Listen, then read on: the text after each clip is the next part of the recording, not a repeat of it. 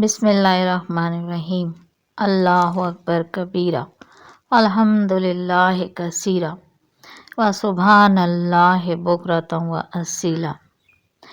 کل جہاں سے ویڈیو چھوڑی تھی وہاں سے آگے شروع کرتی ہوں کہ صحیح مسلم میں سیدنا نواس بن سمان کی روایت ہے کہ جب سیدنا عیسیٰ کے ہاتھوں دجال ہلاک ہو چکا ہوگا جو کہ زمین میں فساد بپا کیے ہوئے ہوگا، تب اللہ سیدنا عیسیٰ کی طرف وحی فرمائے گا کہ میں نے ایک ایسی مخلوق پیدا کی ہے کہ ان سے لڑنے کی کسی میں طاقت نہیں ہے، چنانچہ میرے بندوں کو بحفاظت طور پہاڑ پر جمع کر لیں، اور اللہ تعالیٰ یاجوج ماجوج کو بھیجے گا کہ وہ ہر بلند جگہ سے دوڑتے ہوئے اتریں گے۔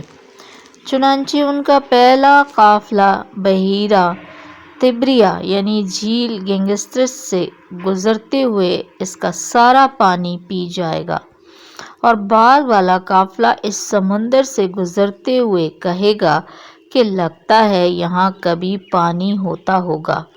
اللہ کے نبی عیسیٰ اور ان کے ساتھی طور پر کھڑے ہوں گے، نوبت یہاں تک پہنچ جائے گی کہ ان کے ہاں ایک بیل کی سری موجودہ دور کے 100 دینار سے زیادہ بہتر قرار پائے گی۔ چنانچہ ان مشکل حالات میں سیدنا عیسیٰ اور ان کے ساتھی اللہ تعالیٰ سے دعا کریں گے، اور اللہ تعالیٰ یاجوج ماجوج کی گردنوں میں ایسے کیڑے ڈال دے گا کہ وہ یک بارگی مر جائیں گے۔ اس کے بعد اللہ کے نبی اور ان کے ساتھی نیچے زمین پر اتر آئیں گے، اور یاجوج ماجوج کی سڑان بدبو اور تفن سے زمین اٹی پڑی ہوگی، اور ان کی لاشیں ایسے بکھری ہوں گی کہ بالشت پر زمین بھی خالی نہیں ملے گی۔ یہ کیفیت دیکھ کر اللہ کے نبی اور اس کے ساتھی دوبارہ اللہ تعالیٰ سے دعا کریں گے، چنانچہ اللہ تعالیٰ خراسانی اونٹوں کی گردنوں جتنے بڑے پرندے بھیجے گا جو یاجوج ماجوج کے مردہ جسموں کو اٹھا کر جہاں اللہ چاہے گا پھینک دیں گے۔ سبحان اللہ، سبحان اللہ۔ میدان بدر میں حضرت محمد صلی اللہ علیہ وسلم اور آپ کے صحابہ نے جس عاجزی اور انکساری سے اللہ سے دعا مانگی تھی، اس نے ہمیشہ کے لیے اسلام کو نصرت جبکہ کفر کو دائمی رسوائی اور شکست عطا کی۔ فرمان باری تعالیٰ ہے سورہ انفال کی آیت نمبر 9، اور وہ موقع یاد کرو جب کہ تم اپنے رب سے فریاد کر رہے تھے، جواب میں اس نے فرمایا کہ میں تمہاری مدد کے لیے پے در پے 1000 فرشتے بھیج رہا ہوں۔ میدان بدر میں آپ صلی اللہ علیہ وسلم نے اللہ تعالیٰ سے اتنی گڑ گڑا کر دعا مانگی کہ آپ کی چادر مبارک سرک گئی۔ اسی حالت میں پیچھے سیدنا ابو بکر نے لپٹ کر فرمایا، اے اللہ کے رسول اب بس کیجئے، اللہ تعالیٰ سے آپ نے جس انداز میں دعا فرمائی ہے اب اللہ آپ کو بالیقین فتح نصیب فرمائے گا۔ چنانچہ آپ صلی اللہ علیہ وسلم نے فرمایا، ابو بکر خوش ہو جاؤ، دیکھو کہ جبریل امین آئے ہیں اور فرشتوں کی باقاعدہ صف بندی کر رہے ہیں، اور ان کے سامنے والے دانتوں پر گرد چمک رہی ہے۔ آپ صلی اللہ علیہ وسلم سے قبل کسی بھی نبی کے شانہ بشانہ کبھی فرشتوں نے جہاد میں حصہ نہیں لیا۔ آپ صلی اللہ علیہ وسلم کے فضل و کمال، قوت یقین اور مضبوط توکل، اور آپ صلی اللہ علیہ وسلم کے صحابہ کرام کے کمال اخلاص کی بدولت یہ اعزاز اللہ تعالیٰ نے صرف رسول پاک کو ہی عطا فرمایا۔ حق کی نصرت اور باطل کی بربادی کی دعا کرنا ایک طرح سے اللہ تعالیٰ اس کی کتاب، رسول، ائمہ اسلام اور عوام الناس سے خیر خواہی ہی ہے۔ دعا سے بے رغبتی اور اسے ترک کرنے والا انسان دنیا اور آخرت میں گھاٹے میں رہے گا، اور اسلام اور مسلمانوں کے بارے میں اس کی جو ذمہ داری تھی اس نے وہ بھی نہیں نبھائی۔ حدیث شریف میں آتا ہے، جو شخص مسلمانوں کے معاملات کو اہمیت نہیں دیتا وہ ان میں سے نہیں ہے۔ دعا کے اثرات، فوائد، برکات اور پاکیزہ نتائج کو اگر ہم شمار کرتے جائیں تو بات بہت طویل ہو جائے گی، لہٰذا چند اشارے ہی کافی ہیں۔ دعا کی کچھ شروط اور آداب بھی ہیں۔ دعا کی شرطوں میں سے ایک شرط ہے کہ دعا کرنے والے کا کھانا اور اس کا لباس حلال کی کمائی سے ہو، کیونکہ نبی پاک صلی اللہ علیہ وسلم نے حضرت سعد بن ابی وقاص سے فرمایا تھا، اے سعد، اپنے کھانے کو پاکیزہ بنا لے، تیری دعا کو شرف قبولیت سے نوازا جائے گا۔ اور قبولیت دعا کی شرطوں میں سے ایک شرط سنت نبوی سے پختہ وابستگی ہے، اور امر الہی پر عمل کر کے منع کردہ کاموں سے اجتناب کر کے احکامات الہی کی پابندی کرنا بھی قبولیت دعا کی شرط میں شامل ہے، کیونکہ جو بندہ حکم الہی کو تسلیم کر لے اللہ اس کی دعا کو قبول فرماتا ہے۔ فرمان الہی ہے سورہ بقرہ آیت نمبر 186، اے نبی، میرے بندے اگر تم سے میرے متعلق پوچھیں تو انہیں بتا دو کہ میں ان سے قریب ہی ہوں، پکارنے والا جب مجھے پکارتا ہے میں اس کی پکار سنتا اور جواب دیتا ہوں، لہٰذا انہیں چاہیے کہ میری دعوت پر لبیک کہیں اور مجھ پر ایمان لائیں، یہ بات تم انہیں سنا دو، شاید کہ وہ راہ راست پالیں۔ اور فرمایا سورہ شورى کی آیت نمبر 26، وہ ایمان لانے والے اور نیک عمل کرنے والوں کی دعا قبول کرتا ہے اور اپنے فضل سے ان کو اور زیادہ دیتا ہے۔ اور مظلوم انسان کافر ہو یا نافرمان، بدعتی، اس کی دعا بھی قبول کی جاتی ہے۔ قبولیت دعا کی شروط میں ایک شرط یہ بھی ہے کہ دعا کرنے والے کا دل اخلاص سے لبریز ہو اور دعا پوری طرح دل سے کی جائے، دعا میں شوق، رغبت اور اللہ سے سچی التجا بھی شامل ہو۔ فرمان الہی ہے سورہ غافر آیت نمبر 14، بس اے رجوع کرنے والو، اللہ ہی کو پکارو اپنے دین کو اس کے لیے خالص کر کے، خواہ تمہارا یہ فعل کافروں کو کتنا ہی ناگوار ہو۔ حدیث نبوی ہے کہ اللہ تعالیٰ بے توجہ، لاپرواہ اور غافل دل کی دعا قبول نہیں فرماتا۔ قبولیت دعا کی شرائط میں یہ بھی ہے کہ دعا گناہ، قطع رحمی اور ظلم و زیادتی پر مشتمل نہ ہو۔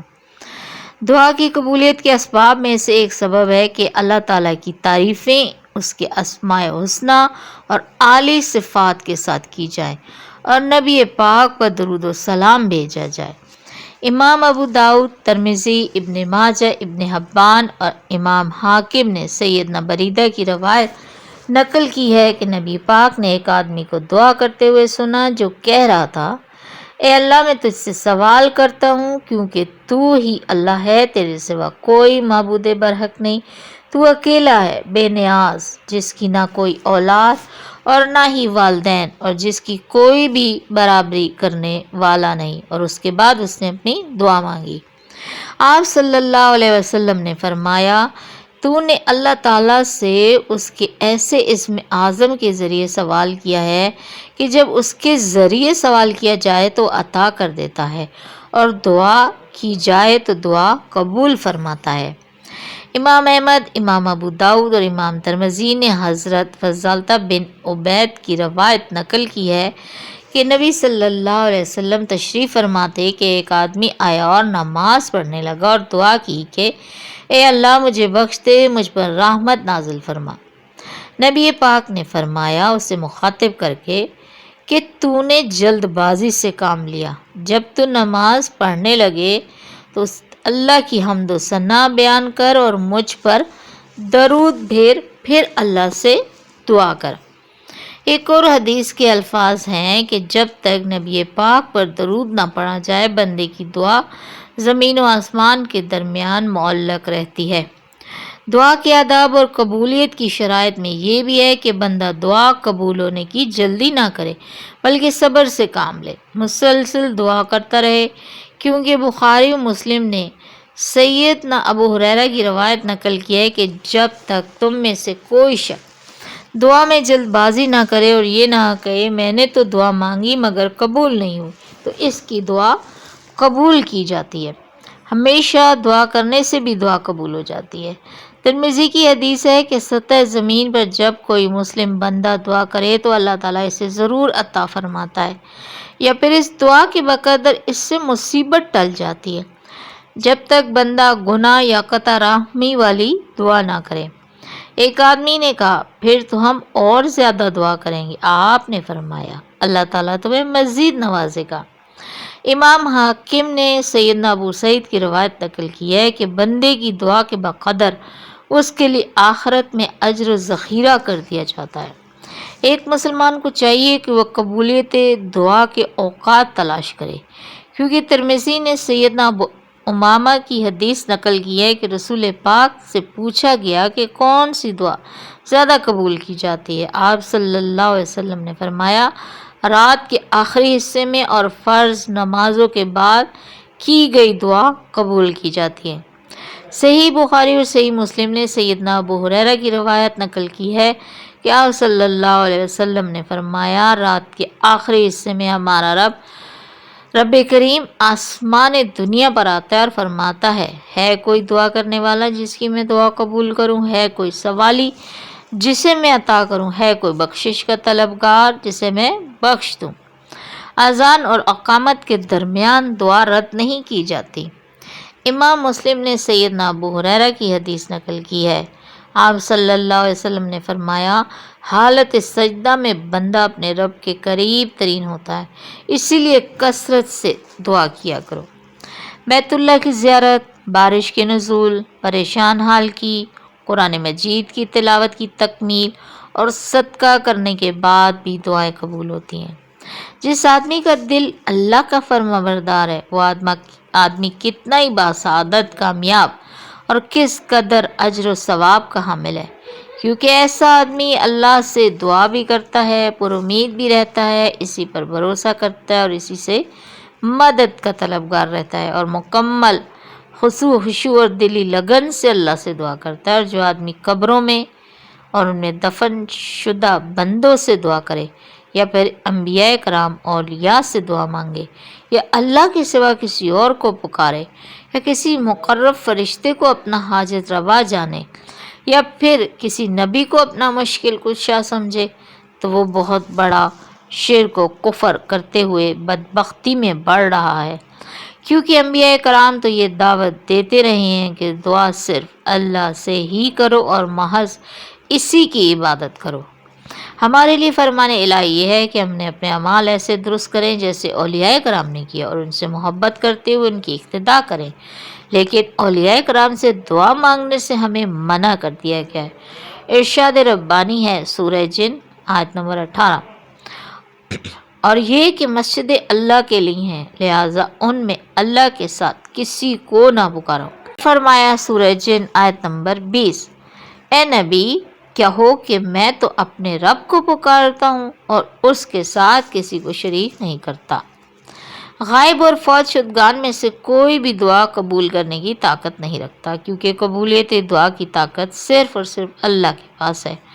فرمان الہی ہے، سورہ رعد 14 آیت نمبر، اسی کو پکارنا برحق ہی ہے، رہیں وہ دوسری ہستیاں جنہیں اس کو چھوڑ کر یہ لوگ پکارتے ہیں، وہ ان کی دعاؤں کو کوئی جواب نہیں دے سکتی۔ انہیں پکارنا تو ایسا ہے جیسے کوئی شخص پانی کی طرف ہاتھ پھیلا کر اس سے درخواست کرے کہ تو میرے منہ تک پہنچ جا، حالانکہ پانی اس تک پہنچنے والا نہیں۔ بس اسی طرح کافروں کی دعائیں بھی کچھ نہیں ہیں مگر ایک تیر بے ہدف۔ فرمایا سورہ الاحقاف آیت نمبر 5-6، آخر اس شخص سے زیادہ بہکا ہوا انسان اور کون ہوگا جو اللہ کو چھوڑ کر ان کو پکارے جو قیامت تک اسے جواب نہیں دے سکتے، بلکہ اس سے بھی بے خبر ہیں کہ پکارنے والے ان کو پکار رہے ہیں، اور جب تمام انسان جمع کیے جائیں گے اس وقت وہ اپنے پکارنے والے کے دشمن اور ان کی عبادت کے منکر ہوں گے۔ اور اللہ تعالیٰ نے اپنے افعال اور تدابیر کے متعلق فرمایا، سورہ فاطر آیت نمبر 13 اور 14، وہ دن کے اندر رات کو اور رات کے اندر دن کو پروتا ہوا لے آتا ہے، چاند اور سورج کو اس نے مسخر کر رکھا ہے، یہ سب کچھ ایک وقت مقرر تک چلے جا رہا ہے، وہی اللہ جس کی یہ سارے کام ہیں تمہارا رب ہے، بادشاہی اسی کی ہے، اسے چھوڑ کر جن دوسروں کو تم پکارتے ہو وہ ایک پر کا بھی مالک نہیں۔ انہیں پکارو تو تمہاری دعائیں سن نہیں سکتے، اور سن لیں تو ان کا تمہیں کوئی جواب نہیں دے سکتے، اور قیامت کے روز تو تمہارے شرک کا انکار کر دیں گے۔ حقیقت حال کی ایسی صحیح خبر تمہیں ایک خبردار کے سوا کوئی نہیں دے سکتا۔ اے مسلمان، قرآن مجید اور احادیث رسول وضاحت کرتے ہیں کہ دعا ایک عبادت ہے، اور یہ عبادت صرف اللہ ہی کی جانی چاہیے۔ یہ بندوں پر اللہ کا حق ہے کہ عبادت صرف اللہ تعالیٰ کے لیے کریں۔ جس نے دعا میں اللہ کا کسی کو شریک ٹھہرایا، اس نے شرک اکبر کا ارتکاب کیا۔ یاد رکھو، شرک اور کفر میں کسی کی بھی تقلید نہ کرو، کیونکہ اولاد آدم نے شرک اور کفر کا ارتکاب دیکھا دیکھی ہی کیا ہے۔ فرمان الہی ہے، سورہ صافات کی آیت نمبر 62 سے 70۔ بولو، یہ ضیافت اچھی ہے یا زقوم کا درخت؟ ہم نے اس درخت کو ظالموں کے لیے فتنہ بنا دیا ہے۔ وہ ایک درخت ہے جو جہنم کی تہہ سے نکلتا ہے، اس کے شگوفے ایسے ہیں جیسے شیطانوں کے سر۔ جہنم کے لوگ اسے کھائیں گے اور اسی سے پیٹ بھریں گے، پھر اس پر پینے کے لیے کھولتا ہوا پانی ملے گا، اور اس کے بعد ان کی واپسی اسی آتش دوزخ کی طرف ہوگی۔ یہ وہ لوگ ہیں جنہوں نے اپنے باپ دادا کو گمراہ پایا اور انہی کے نقش قدم پر دوڑے چلے۔ ارشاد ربانی ہے، سورہ اعراف 55 سے 56۔ اپنے رب کو پکارو گڑ گڑاتے ہوئے اور چپکے چپکے، یقیناً وہ حد سے گزرنے والوں کو پسند نہیں کرتا۔ زمین میں فساد برپا نہ کرو جبکہ اس کی اصلاح ہو چکی ہے، اور خدا ہی کو پکارو خوف کے ساتھ اور طمع کے ساتھ۔ یقیناً اللہ کی رحمت نیک کردار لوگوں سے قریب ہے۔ اللہ تعالیٰ قرآن عظیم کو میرے اور آپ کے لیے ذریعہ برکت بنائے، اس کی آیات اور بامقصد ذکر سے مجھے اور آپ سب کو مستفید فرمائے۔ اسی بات پر اس تقریر کا اختتام کرتی ہوں۔ اپنے لیے، آپ کے لیے اور تمام مسلمانوں کے لیے ہر گناہ کی اللہ عظیم سے بخشش کی طلبگار ہوں۔ اسی سے بخشش مانگو، وہی بخشنے والا مہربان ہے۔ آمین ثم آمین۔